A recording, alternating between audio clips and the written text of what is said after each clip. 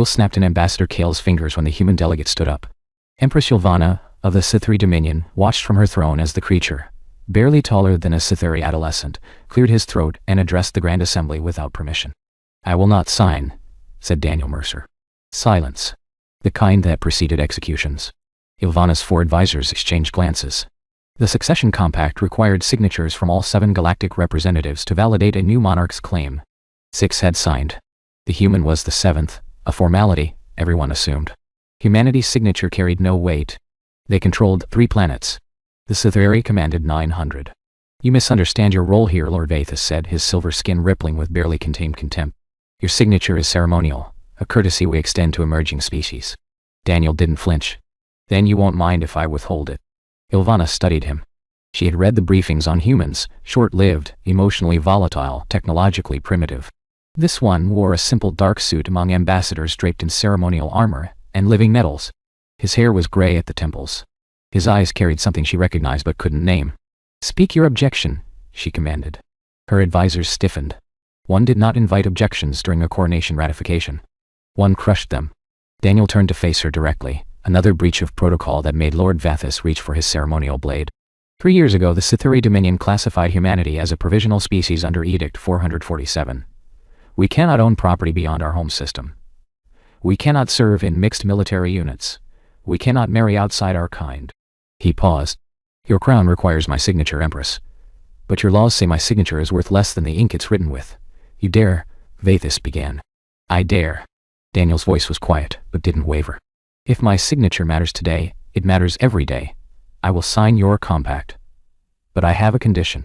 Ylvana raised one hand, silencing her advisor. Something flickered in her chest, not anger, but curiosity. Perhaps even respect. No one had spoken to her like this since her father's death. No one had looked at her as anything other than a throne to be claimed or a threat to be neutralized. "Name it," she said. "Full personhood status for humans within the Dominion. Not today. Not tomorrow. But a formal review process within 1 solar year, with my people permitted to present evidence of our worth." Lord Vathis laughed. "You would bargain for your entire species with a single signature on a ceremonial document? Yes?" Daniel met the Sithri Lord's eyes. "Because that's what my signature is worth to you today.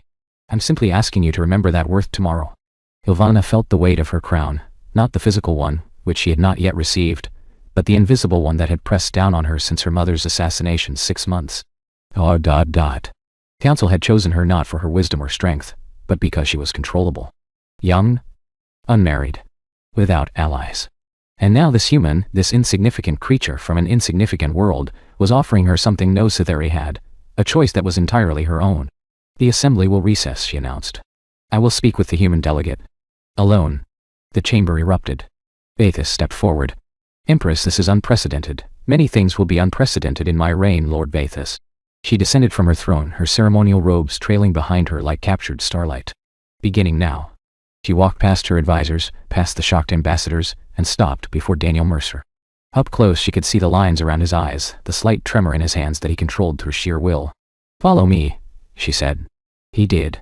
The private garden had been her mother's sanctuary. Ylvana had not entered it since the funeral.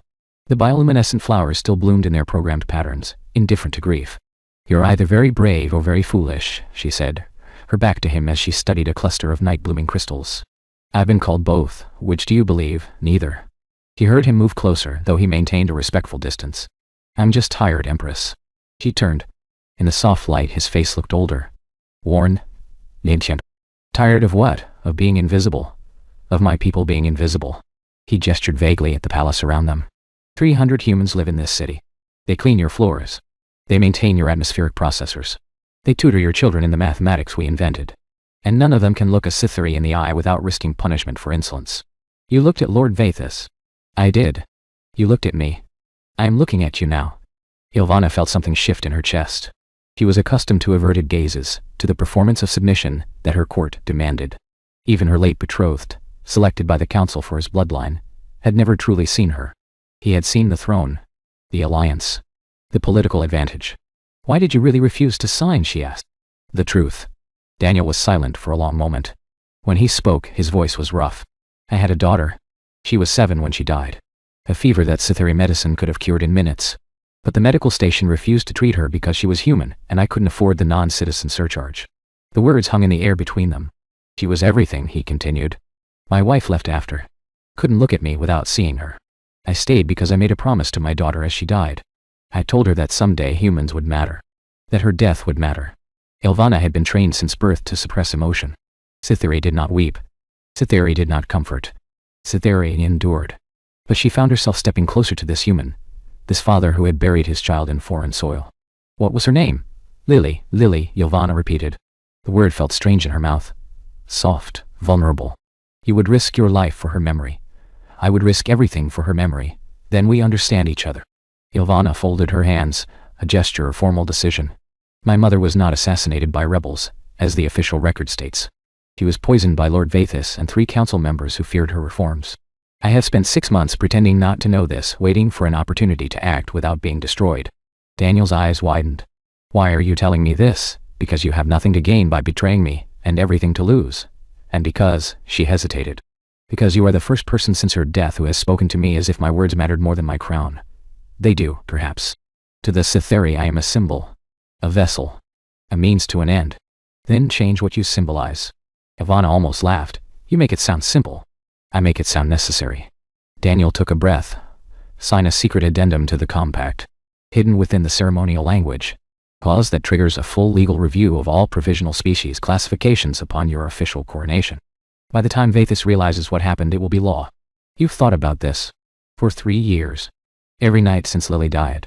Ilvana studied him, this small, fragile, fierce creature who had walked into the heart of an empire and demanded to be seen.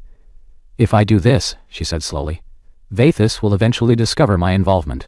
He will move against me. Then don't let him be in a position to move. You're suggesting I remove him? I'm suggesting you build alliances he can't touch. Starting with humanity. Daniel met her gaze. We're small, Empress. Weak by your standards. But we're everywhere. We in your floors and maintain your systems and tutor your children. We see everything. We hear everything. And we remember. You're offering me a network of spies. I'm offering you friends. He smiled, and for a moment the grief in his eyes lifted. Something tells me you could use a few. Ilvana felt the corner of her mouth twitch. When had she last smiled? She couldn't remember. You are a strange creature, Daniel Mercer, so I've been told. I have a condition of my own, she said. If I do this, if I risk my throne and possibly my life for your people, you will remain here, in the palace, as my cultural advisor. Advisor, someone must ensure the review process proceeds fairly. And someone must remind me why I'm fighting when the council makes my life unbearable. She paused. You said you were tired. So am I. Perhaps we can be tired together. Daniel stared at her for a long moment. Then he extended his hand, a human gesture of agreement she had read. Then I accept your condition, Empress. She took his hand.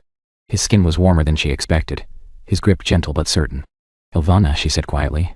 When we are alone, you may call me Ilvana. 3 months passed like water through a cracked vessel, slowly at first, then all at once. Daniel had learned the rhythms of the palace, which corridors to avoid when Vathis was hunting for excuses to arrest humans, which servants could be trusted, which smiles hid knives.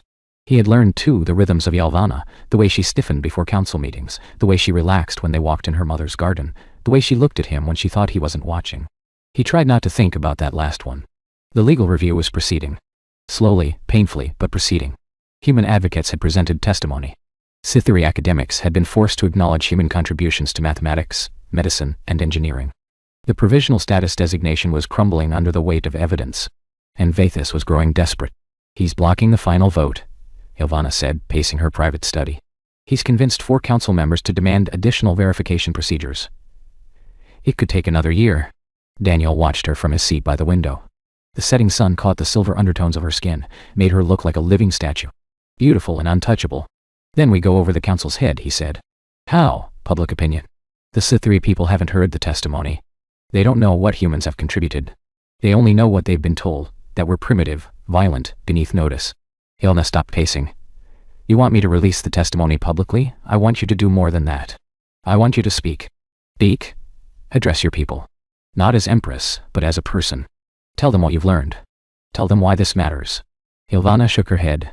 The Cytherea do not, we are not demonstrative. Public emotion is weakness. If I show passion for this cause, they will see it as what? Caring? Being alive? Daniel stood, crossing the room to stand before her. Ilvana, your people worship strength. But they've forgotten that the greatest strength is the courage to feel. You don't understand our culture. I understand that your mother was murdered for trying to change it, and you've spent every day since then pretending to be less than you were just to survive. His voice softened. I understand that you haven't cried for her, not once. Ilvana's composure cracked. Just for an instant. A tremor in her jaw, a brightness in her eyes. If I begin, she whispered, I may not stop. Then don't stop. Daniel reached out slowly, giving her time to pull away. She didn't. His fingers touched her hand. Grieve for her.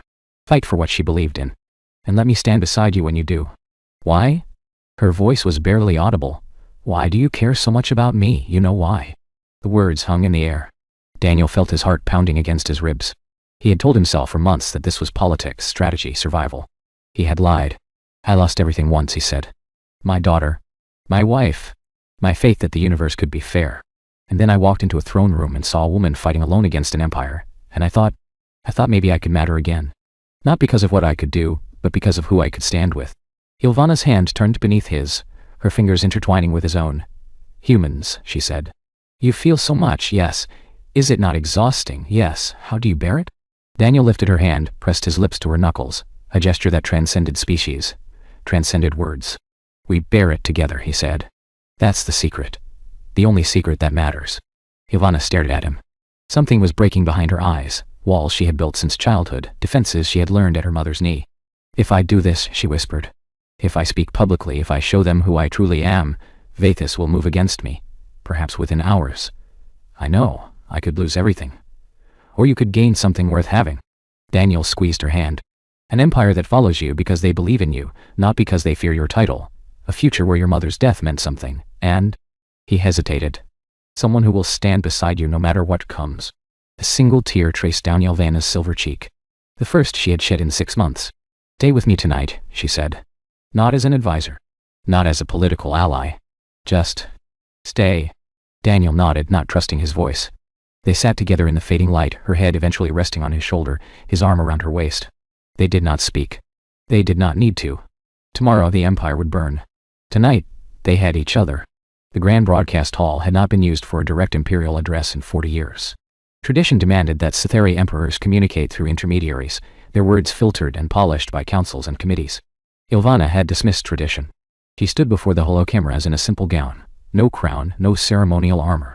Just herself, alone, with an empire watching. Daniel stood in the shadows behind the cameras, his presence a steady warmth she could feel even across the room. My people, she began, and her voice did not waver. I have lied to you, by my silence, by my compliance, by my fear. I have lied.